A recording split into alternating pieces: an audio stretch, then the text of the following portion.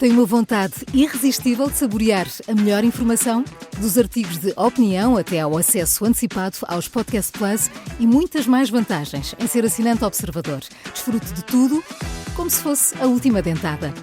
Não fique de água na boca e aproveite a nossa campanha limitada aos primeiros 500 assinantes. Assine agora em observador.pt por apenas 95 cêntimos por semana.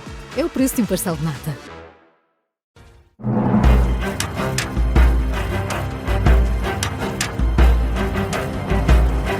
E está no ar a conferência de imprensa das manhãs 360, hoje com destaque para a tomada de posse de Donald Trump. A tomada de posse, é verdade. Ainda... Tomou posse? Tomou mesmo. Tomou. Fama-se às refeições. Uma dose de De posse. 88 horas, é verdade. Há muitos artigos por essa imprensa fora, É o nacional que há e mais, estrangeira, não é? é o que há mais, não só sobre a posse de ontem, mas como o Expresso nos traz também, nos serve aqui uma viagem, uma espécie de viagem às tomadas de posse norte-americanas, algumas curiosidades e uma espécie de manual de instruções. É um artigo extenso, é assinado pelo Pedro Cordeiro, que é o editor internacional do Expresso. Esta foi a 60ª tomada de posse do género, desde 30 de abril de 1789. Foi nesta data que foi empossado o primeiro presidente dos Estados Unidos, George Washington, e foi a única esta a realizar-se naquele dia do ano, no dia 30 de abril, e essa data, nesta altura, não tinha sido sequer a primeira escolha. Houve dificuldades logísticas que impediram que fosse a 4 de março, que era a data que estava definida e que viria depois a ser adotada durante muitos anos, até 1933, com raras exceções. A data foi mesmo consagrada numa adenda à Constituição.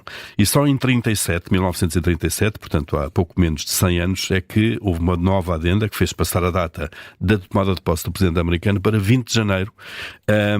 Porquê? Porque o progresso, entretanto, tornou desnecessário que houvesse um tão longo compasso de espera entre a eleição de novembro e a tomada de posse, além de que se começou a discutir e não era conveniente que um presidente, por exemplo, que tivesse falhado a reeleição, se mantivesse no cargo com plenos poderes durante tanto tempo, portanto, de novembro até março, e então passou a definir-se o 20 de janeiro como a data para a posse. Mas houve várias exceções a esta data, legalmente estipulada, por exemplo, quando calha um domingo, adia-se para a segunda-feira seguinte.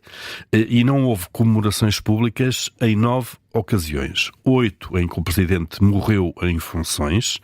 E porquê é que os Presidentes morrem em funções? Porque ou são assassinados, casos, por exemplo, de Abraham Lincoln ou então de John Kennedy, houve mais, mas estes são os mais notórios, ou então por doença. O caso, por exemplo, de Warren Harding ou de Franklin Roosevelt, que morreram em exercício de funções. E houve uma única em que o inquilino da Casa Branca se demitiu, Richard Nixon, na sequência do caso Watergate também, como sabemos. Portanto, nestas ocasiões não há comemorações públicas. O juramento é constitucionalmente estipulado. A coreografia da festa não tem regra escrita, portanto a única exceção de facto é a fórmula, é a frase do juramento do cargo, está mesmo escrita na lei fundamental, que o Presidente recita aquele texto que ontem ouvimos e que eu não vou aqui repetir, juro solenemente e por aí fora. Sim, que ainda ficas nomeado. Ainda ficas, já no outro dia foi o posse, general Arno Moreira, agora tu não. Ainda tomo posse, exatamente. É a única coisa de facto do juramento que está escrita. Desde 1797, é engraçado perceber como estas coisas duram no tempo. Sim. São muito antigas mesmo, desde 1797, que tem sido o Supremo Tribunal, o Presidente do Supremo Tribunal, que atualmente é o juiz John Roberts, que recebe essa jura. E a mão sobre a Bíblia é obrigatória ou não? Não é obrigatória, nem foi universal.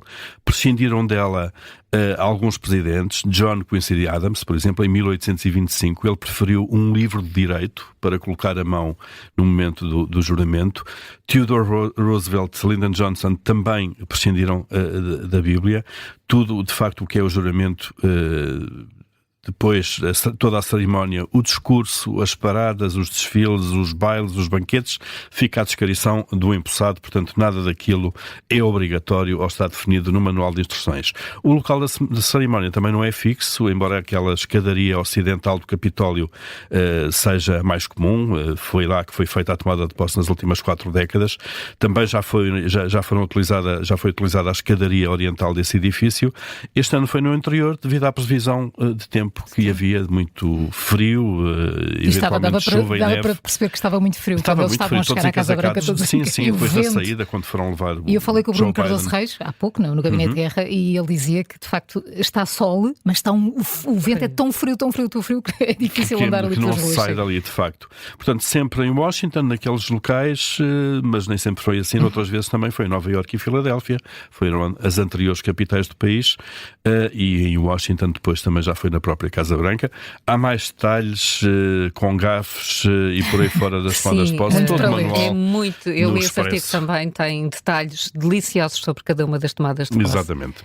Todas elas têm a sua história, na verdade, e agora, recordando essas, o que é que ficará de ontem? Desta, não é? É o que fica.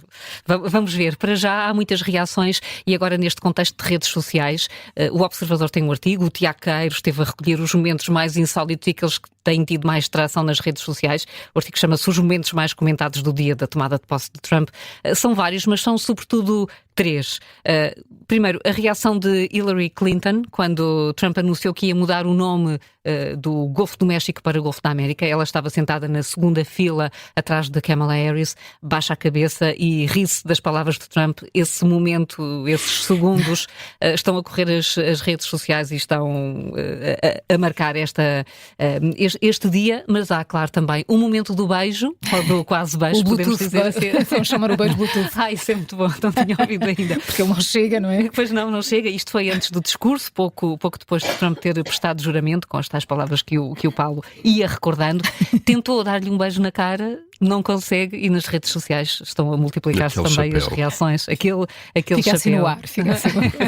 Aliás, há muita gente nas redes sociais a dizer que Melania Trump escolheu este chapéu de propósito para não ser beijada pelo marido. Há aqui muita maldade, naturalmente, mas fica este momento. E depois há o mais polémico de todos e que envolve Elon Musk. Ele estava a discursar nas celebrações da tomada de posse e na fase em que estava muito entusiasmado com a possibilidade de o homem pousar em Marte e de poder pendurar uma bandeira norte-americana no planeta. O que é que acontece? Musk bate no peito, ergue o braço direito em direção ao céu e depois repete o gesto logo de seguida em direção ao palco, e este gesto está a ser interpretado por muitos como uma saudação nazi. Há muita reação desagradável. No entanto, há também muitos utilizadores do X, do antigo Twitter, que estão a sair em defesa de Elon Musk, que estão a partilhar fotos em que dizem que houve outros momentos com outros políticos em que o gesto também foi assim mais ou menos feito, quer por George W. Bush, quer por Kamala Harris, ou até mesmo por Barack Obama. Há muitos vídeos em que dizem que o gesto de Musk ou o gesto de Musk também já foram repetidos noutras situações e por políticos que são mais, enfim, mais bem tratados nas redes sociais. São os 3 grandes momentos desta cerimónia de tomada de posse. Vamos ver quais sobrevivem e quais farão história nos próximos tempos. As redes sociais, não é? Está no Observador. As redes sociais também empolam muito e depois vamos ver o que é que depois sobrevive. esgota-se rapidamente, Esgota-se é muito verdade. depressa.